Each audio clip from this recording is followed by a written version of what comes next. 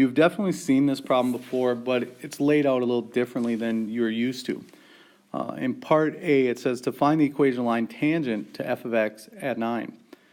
In order to find the equation line, there's two things that we need, a point and a slope. If I'm looking at x equals 9, I do know the functional value and its derivative. Since the functional value at 9 is 0, that means we're talking about the point 9, 0. And since its derivative is 4, that means the slope of the tangent line is 4. With those two pieces of information, we have everything we need to come up with the equation of the line. We could use point-slope form. Y minus the y coordinate is equal to slope times x minus the x coordinate. And you can leave it like that. You can clean up just a little bit. 4x minus 36. It doesn't matter. But there's the equation of the tangent line. Finding the average rate of change tends to be a little more confusing because you'll want to take all of those derivatives and just find their average. But don't do that.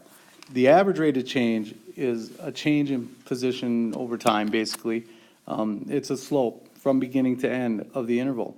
So since we're talking about the interval from 9 to 13, all we have to do is look at the beginning point, which is the functional value when x is 9, so the point 9, 0, and the ending point as well.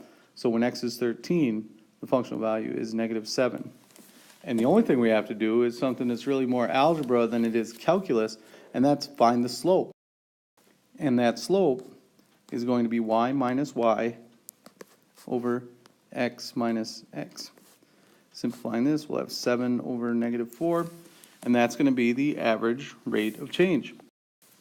Finally, looking at this little chart, we can determine if f does have a maximum or minimum. It has to happen when the derivative is equal to 0. So yes, it does. But what is it?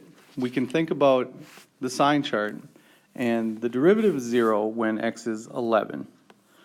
To the left of 11, like when x is 9, the derivative is 4, which is a positive number. To the right, the derivative is negative 2, which is negative.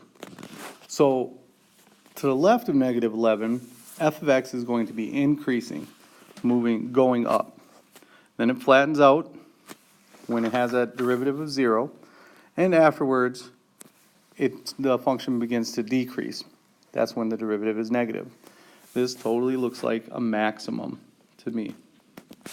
So this function does have a maximum on the interval from 9 to 13.